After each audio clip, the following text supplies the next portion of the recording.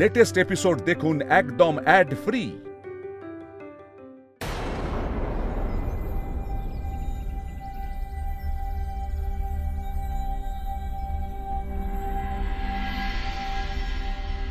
মা, কোথায় চলে গিয়েছিলে তুমি?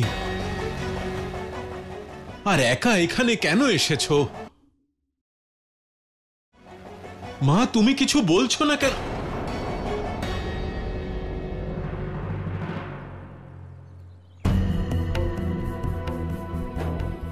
মা, তোমার হাতের মুষ্টিতে কি আছে?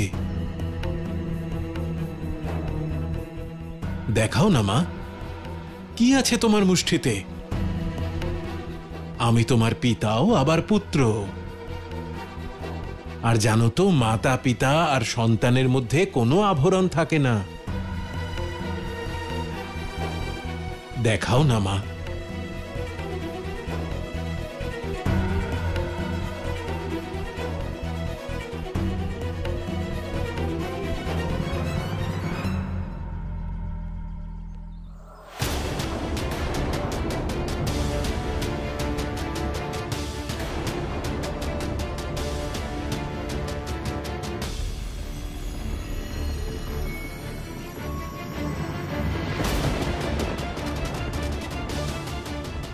রুদ্রাক্ষ?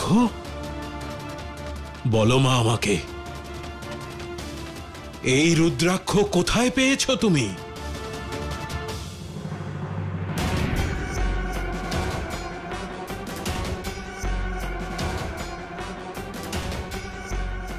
ভালো সুযোগ, এইবার আর অসফল হয়ে ফিরে যাব না।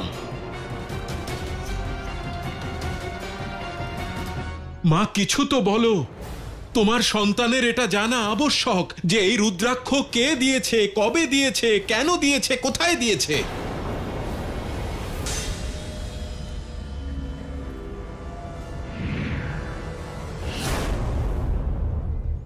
প্রণাম ঋষিবর। প্রণাম দেবী কাত্যায়নী। এই ইন্দ্রও এখনই আসার ছিল। আমার সুযোগের সদ্ব্যবহার করতে যদি এখন কিছু করি, তাহলে সবাই সতর্ক হয়ে যাবে। এবার আমায় অন্য সুযোগের জন্য অপেক্ষা করতে হবে। বলুন দেবরাজ, এখানে আসার কি উদ্দেশ্য? ঋষিবর, একটি অনুরোধ নিয়ে এসেছি।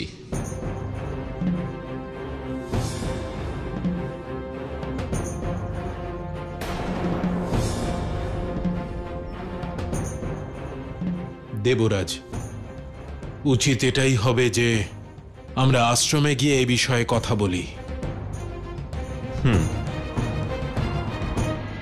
ঋষিবর, শিবকে নিয়ে আমার মন বড়ই ব্যাকুল হয়ে উঠছে।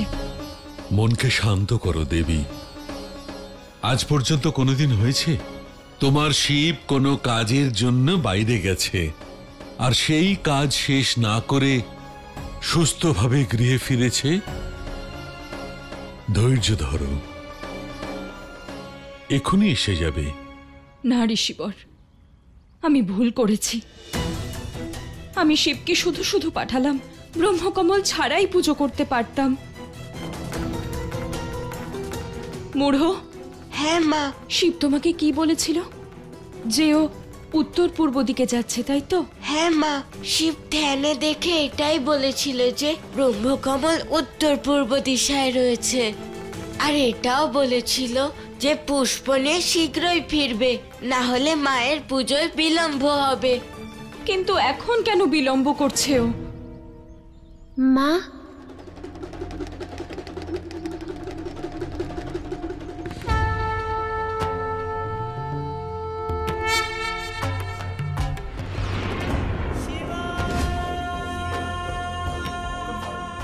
শিব,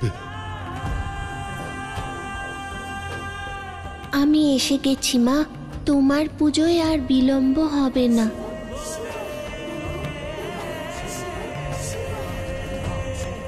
আমার পুজোয় যাতে বিলম্ব না হয় সেই চিন্তা আছে তোমার, কিন্তু তোমার বিলম্ব হওয়ায় আমার যে চিন্তা হচ্ছে তা নিয়ে একটু চিন্তা নেই না? ক্ষমা করে দাও মা। জানো মা, উত্তর পূর্ব দিকের ওই বন খুবই আকর্ষণীয়, বিভিন্ন প্রকারের পুষ্প ছিল। এখন থেকে আমি তোমার জন্য ওখান থেকেই পুষ্প এনে দেব। মা, পুষ্প ধরো।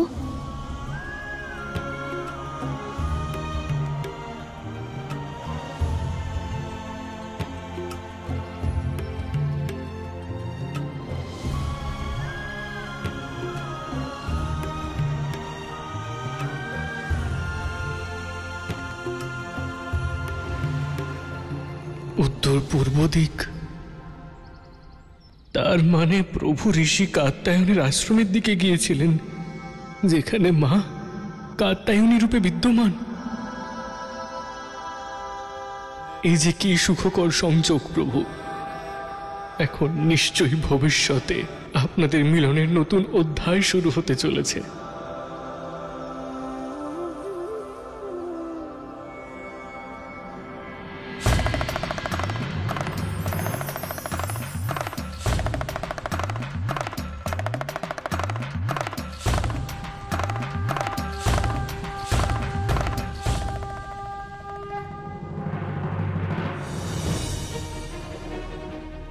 ঋষিবর, আপনার কাছে অনুরোধ মাত্র, আপনি ব্রহ্মাণ্ডের সংকট অবস্থাটা বুঝুন।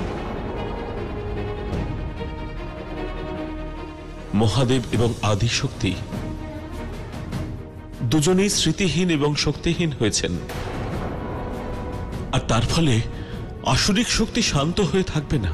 অবশ্যই এই সুযোগের সদ্ব্যবহার তারা করবে। আর যদি এই অবস্থায় কোনো আসরিক শক্তি মায়ের ক্ষতি করে, তো এই ব্রহ্মাণ্ডকে বিনাশের অন্ধকারে ডোবার থেকে কেউ বাঁচাতে পারবে না। এই জন্য অনুরোধ করছি, মাকে আপনি মুক্ত করুন আর তাকে তার নিজের স্থানে পাঠিয়ে দিন।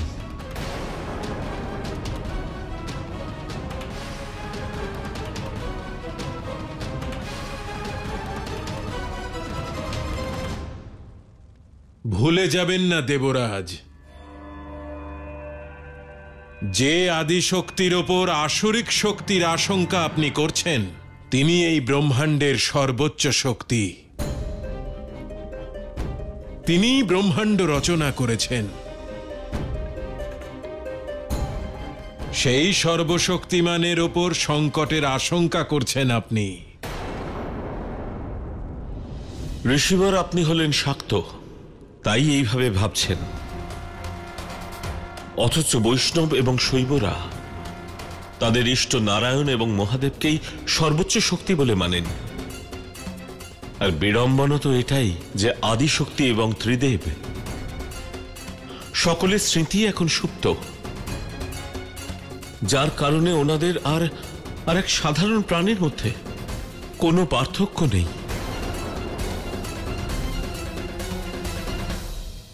যান, গিয়ে ত্রিদেবের স্মৃতি আর শক্তিকে জাগ্রত করে সামান্য আর অসামান্যের মধ্যেকার বিভেদ ঘুচিয়ে দিন আর রক্ষা করুন ব্রহ্মাণ্ডকে।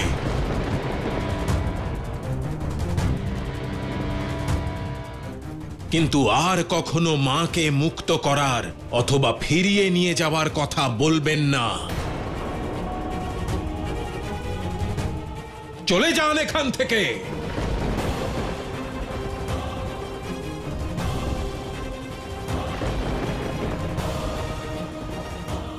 ঠিক আছে ঋষিবর, আমরা এখন যাচ্ছি, কিন্তু একটা কথা স্মরণে রাখবেন, আমরা আবার আসব মা কাত্যায়নীকে ফিরিয়ে নিয়ে যাওয়ার জন্য। আপনি আমাদের আটকাতে পারবেন না।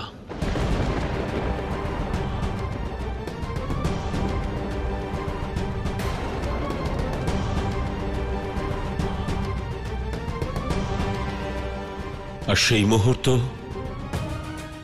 খুব শীঘ্রই আসবে।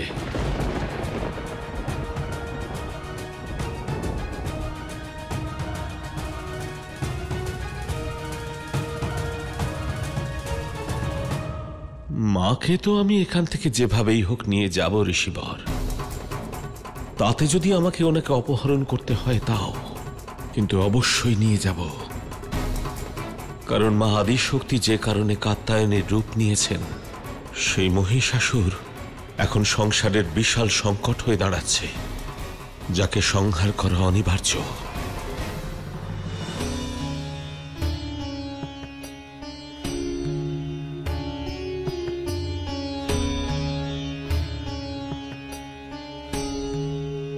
মিত্র শিব এত শান্ত কেন? আমার এর কারণটা জানতেই হবে।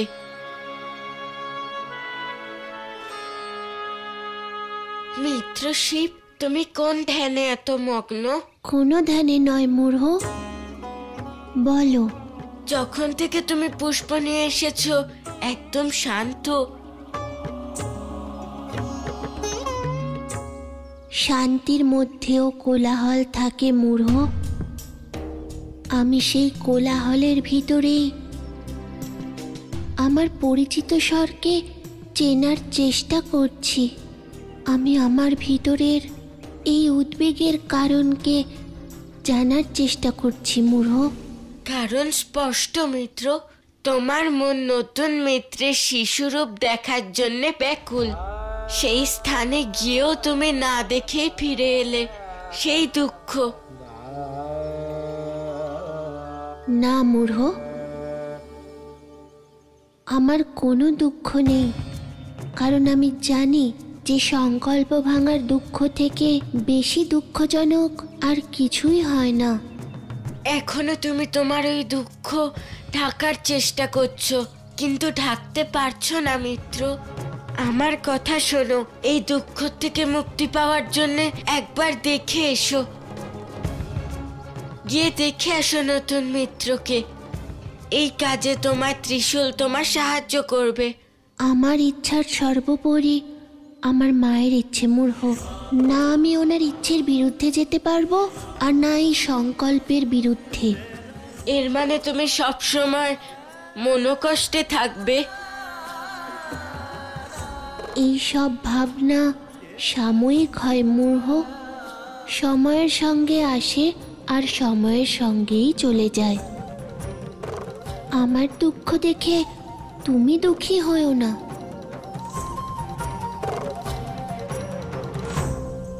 প্রভু তো সংসার, সাংসারিক সুখ দুঃখ, সাংসারিক ইচ্ছার ঊর্ধ্বে।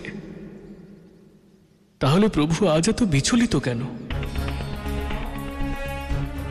এমন আবার নয় তো যে প্রভুর স্বরূপ? না না না, এমনটা হতে পারে না। যাই হয়ে যাক না কেন, প্রভুর স্বরূপ বদলাতে পারে না।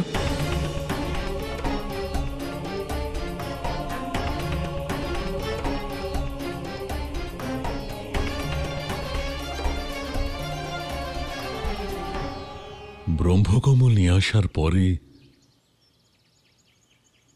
শিবের এই বদলে যাওয়া স্বভাবটার সঙ্গে আমরা ঠিক মানিয়ে নিতে পারছি না নন্দী। হ্যাঁ ঋষিবর, প্রভুর এই দুঃখ আমি আর দেখতে পারছি না। নন্দী, ইচ্ছার মৃত্যু বস্তুত ব্যক্তিত্বেরই তো মৃত্যু হয় নন্দী। আপনি সত্যই বলেছেন ঋষিবর। প্রভু সেই স্থান থেকে ব্রহ্মকমল নিয়ে ফিরেছেন যেখানে মা দেবী কাত্যায়নী রূপে জন্মগ্রহণ করেছেন। যার সঙ্গে সম্পর্কের এত গভীরতা, তার এত কাছে গিয়েও তার সঙ্গে দেখা না করার দুঃখ তাকে তো অবশ্যই আহত করবে। মনের এই কষ্ট সামান্য সময় কষ্ট দেয় বটে, কিন্তু ঠিক হয়ে যায়। কিন্তু আমাদের এই শিব মাকে দেয়া কথার সম্মান রক্ষার জন্য নিজের দুঃখটা বুকেই চেপে রাখছে। আর অন্যদিকে দেখুন, দেবী অনসূয়া এই পরম সত্যটাকে মানতে রাজিই নয়। শিবকে শক্তির থেকে যে কোনো মূল্যে, যে কোনো পরিস্থিতিতে পৃথক করা সম্ভবই নয়। কিন্তু এটা কত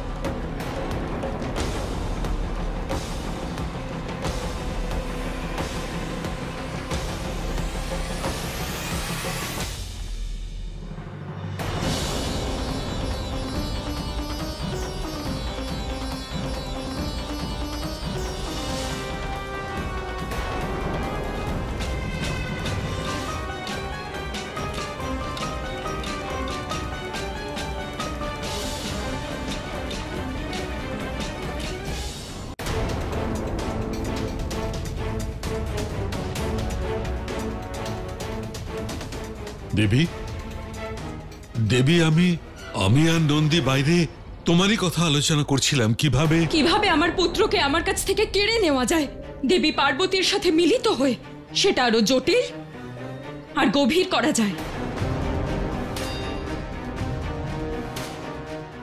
এমন কথা কেন বলছো?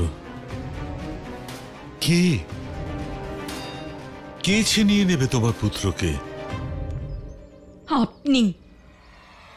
আপনি কেড়ে নেবেন আমার পুত্রকে। আজ আমি বুঝতে পারছি ঋষিবর, এক পুত্রকে তার মায়ের কাছ থেকে দূরে সরানোর জন্য সমগ্র সংসারের সাথে আপনিও মিলিত হয়েছে। আমি কখনো তোমার বিপক্ষে যাইনি।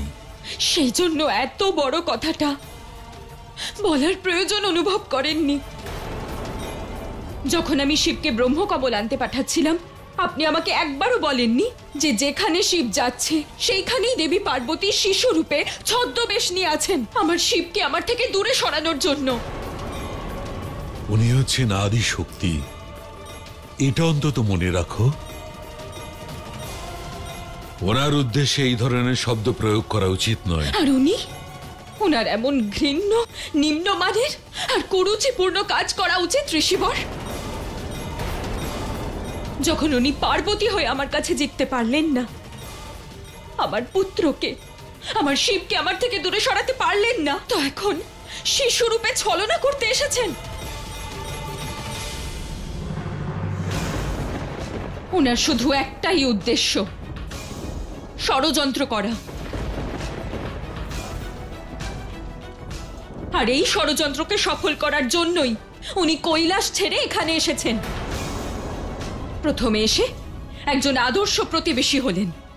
যখন কিছু পারলেন না করতে, আমার শিবকে নিজের কথা মতো চালনা করতে পারলেন না, তখন আদি শক্তির রূপ ধারণ করে আমাকে প্রভাবিত করার চেষ্টা করলেন। যখন সেই ষড়যন্ত্র সফল হলো না, তাই এখন শিশুরূপ ধারণ করেছেন।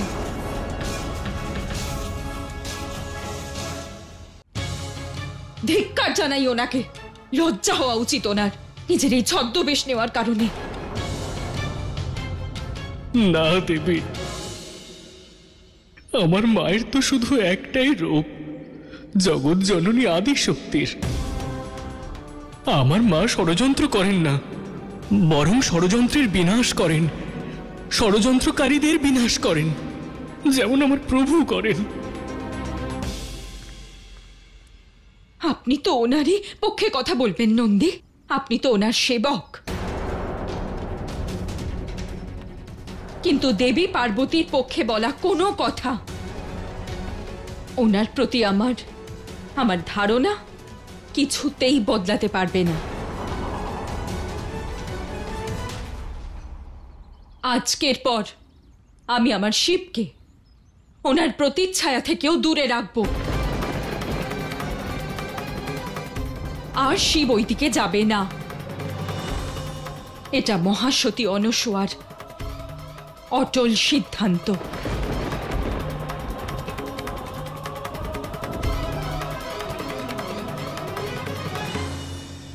তুমি যখন সিদ্ধান্ত নিয়েই নিয়েছো দেবী, তবে ঠিক আছে। তোমার এই সিদ্ধান্ত তোমার শিবের কখনো মঙ্গল করবে না দেবী। আমি সব সময় এই বিষয় নিয়ে ভীত থাকি দেবী, যেন এমনটা না হয় তোমার শিবকে শক্তির থেকে দূরে রাখার জন্য তোমার এই জেদ যেন কখনো না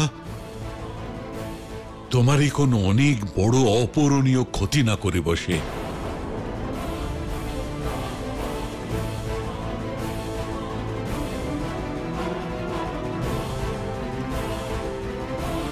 আমার অপূরণীয় ক্ষতি আমার পুত্রের আমার থেকে দূরে সরে যাওয়াতে হবে ঋষিবর, পৃথক হওয়াতে হবে। যার প্রয়াস সমগ্র সংসার করছে।